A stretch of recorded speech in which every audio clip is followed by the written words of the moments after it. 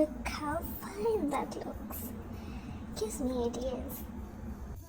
Let's dive right in. So you open the app, then this is the first thing that you will see.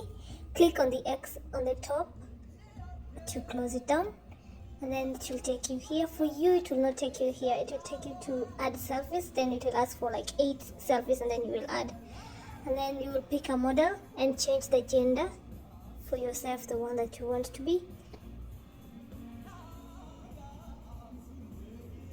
Just choose any can do.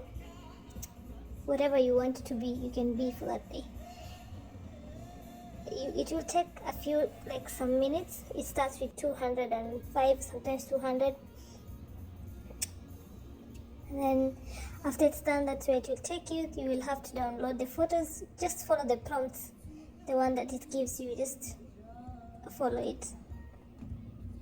So these are some of the models that they have. You can be married, you can have kids, you can have a cat, a dog, any animal.